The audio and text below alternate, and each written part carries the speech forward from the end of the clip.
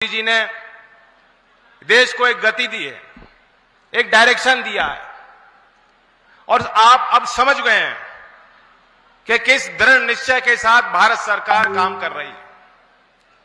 वो निश्चय पहले दिखाई नहीं देता था, घोषणाएं होती थी, योजनाएं बनती थी, ढिंडोरा पीटा जाता था, श्रेय लेने के लिए चुनाव के वक्त वो बात रखी जाती थी, लेकिन धरातल पे जमीन पे वो योजनाएं कभी आपने क्रियान्वित होती नहीं देखी। आज पिछले 10 साल का देश का अनुभव कि जो गरीब के लिए योजना बनती है, महिला सशक्तिकरण के लिए योजना बनती है, किसान के लिए योजना बनती है, तो सीधा जो लाभार्थी हैं उनके खातों में सीधा पैसा भेजा जाता है। अब किसी बिचौलिए की जरूरत नहीं, किसी को भ्रष्टाचार करने का मौका नहीं देती सरकार। तो ये बहुत बड़ा परिवर्तन हमने होते देखा। मथुरा में भी कई अच्छे काम हुए हैं। मैं भी बैठा बातचीत कर रहा था, बहुत पुरानी मांग थी। 15 साल से छाता की चीनी मिल बंद थी। मंत्री जी बैठे हैं, लक्ष्मी जी, ठाकुर तेजपाल जी लगातार प्रयासरत रहे उस इश्यू को लेकर। छाता के किसान कहते थे, मैं एमपी था तब भी मुझे भी कहते थे, लेकिन उस समय राज्य सरकार ने सहयोग नहीं किया। मैं बधाई देता हूं कि बीजेपी की सरकार जो लखनऊ में है, उन्होंने 2 टूक कह दिया और नई मिल के निर्माण के लिए बजट या आवंटन किया है। कितने ही करोड़ रुपए लगने पड़े वो लगाए जाएंगे ताकि यहां क्षेत्र के मथुरा के छाता के किसानों के लिए जो उनको बेहतर दाम मिल सके, उनके फसल का वाजिब मूल्य उनको मिल पाए। और दूसरा, पर्यटक जिस हिसाब से यहां आते आए, करोड़ों लोग आते हैं। कोरोना के पहले जो वर्ष था 2019 का, जो आंकड़े हैं वो दिखाते हैं कि मथुरा वृंदावन में अकेले 1,60,00,000 पर्यटक हर साल आते थे। यूपी टूरिज्म बोर्ड का ये आंकड़ा है। फिर 2 साल खराबी आ गई, आना जाना बंद हो गया। उसका प्रभाव यहां के क्षेत्र के व्यापारियों पे पड़ा, यहां इस क्षेत्र की अर्थव्यवस्था पे नकारात्मक प्रभाव उसके पड़े। लेकिन दोबारा मथुरा वृंदावन खड़ा हो गया। अब दोबारा वही उससे पुराने आंकड़ों को हमने पार कर दिया। मैं पढ़ रहा था 6 करोड़ लोग सालाना पर्यटक, उसमें देश से भी और अंतर्राष्ट्रीय स्तर से भी विदेशी सैलानी आ रहे हैं। 6 करोड़ ब्रज में आ रहे हैं।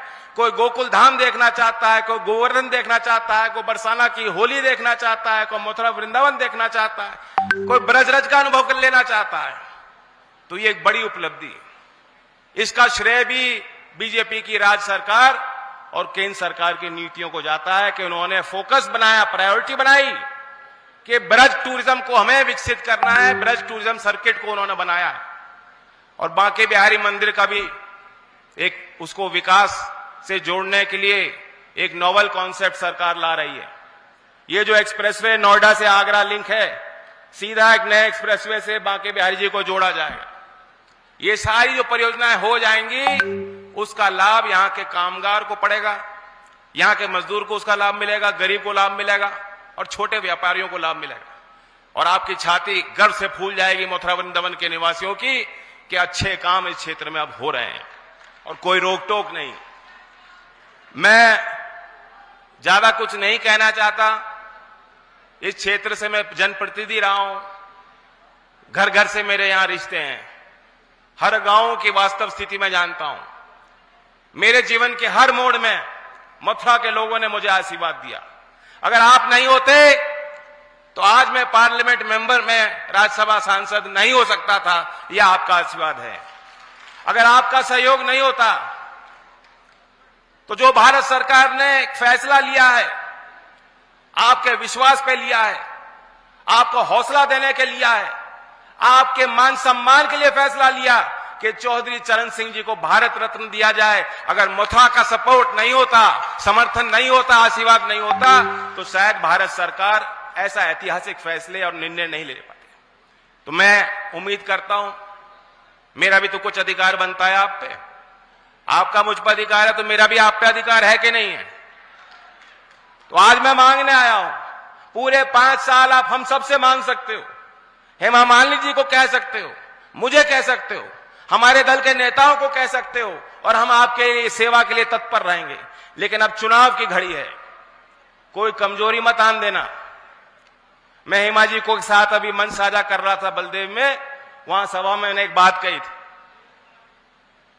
हेमा जी को मैं बचपन से मैं भी हेमा जी का ही फैन था। फिर हेमा जी 2009 में मेरे चुनाव प्रचार में आई, मुझे नहीं मालूम था फिर हम आमने सामने चुनाव लड़ लेंगे। अगला चुनाव आमने सामने लड़ गए। 15 साल हो गए।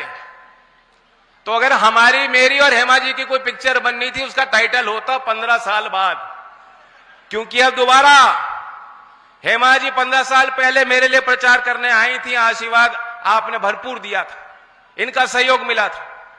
आज 15 साल बाद मैं इनके लिए मांगने आया हूं, तो मेरे इस उम्मीद पे आपको खड़ा रहना है। मैं आपको वादा करता हूं, इस क्षेत्र के लिए हमारी जवाबदेही रहेगी। और हेमा जी, हम और आप कभी आमने सामने अब चुनाव नहीं लड़ेंगे। यह भी तय हो गया। इस बार मैं इनके लिए आ रहा हूं, हो सकता है अगली बार कभी मैं लोकसभा लड़ूं तो आप मेरे लिए प्रचार करने जरूर आओगे, यह भी वादा आपसे लेता हूं। बाकी मैं ये मंच, क्योंकि मैं भी सुनना चाहता हूं गृह मंत्री जी का संदेश देश के लिए, और मैं उम्मीद करता हूं कि यहां खास तौर से लोक दल के कार्यकर्ताओं और समर्थकों से मैं अपील करता हूं। मेरा सिंबल मथुरा में क्या है? कमल। कमल का फूल ढूंढना ईवीएम में और जोर से बटन दबाना। नल और कमल साथ है तो आपके समस्याओं का हल भी संभव है, ये याद रखना। और 26 तारीख में पूरी वोट देकर 400 पार के हमारे लक्ष्य को पूरा करने में हमें सहयोग करना। धन्यवाद। जय